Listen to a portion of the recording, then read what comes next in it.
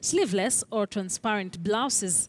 Men, on the other hand, must wear long-sleeved shirts, jackets and ties, while trousers should not be tight-fitting. Staff failing to comply will be disciplined. The guidelines issued by the Ministry of Public Service apply to all non-uniformed civil servants, but there is a feeling that female staff are the main focus on the new rules. While women will be allowed to wear pantsuits, they have been warned not to wear any tight-fitting clothing.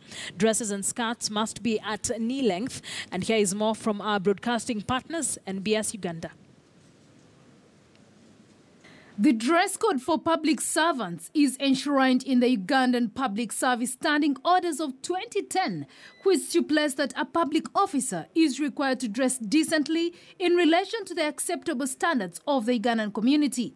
According to Adam Wanga, the Director of Human Resource in Public Service, this order has not been respected by majority of public servants who come dressed anyhow to office. We had to address it and clarify, because sometimes, for example, the young ladies dress indecently, they don't know.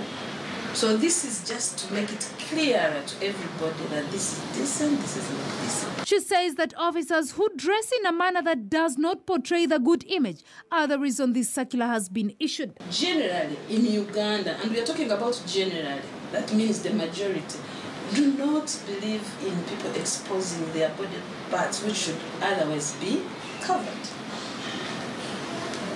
So, and people in Uganda have a perception of what a public officer should look like.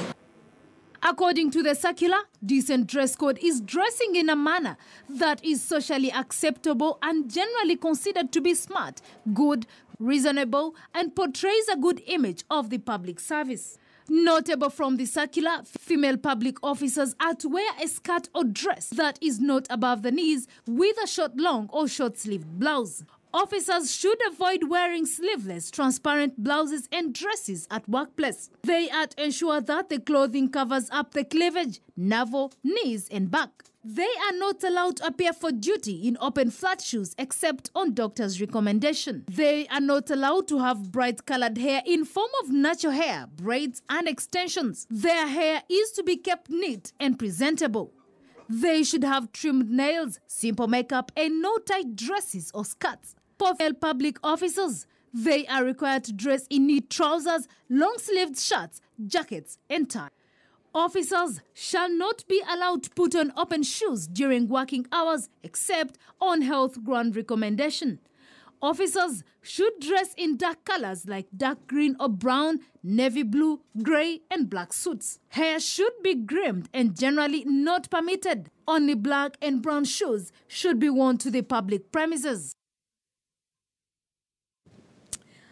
Well, that's a lot of rules. Now, back into the country, the Electoral Commission has struck out Thuo Mathenge from the list of Nyeri gubernatorial candidates.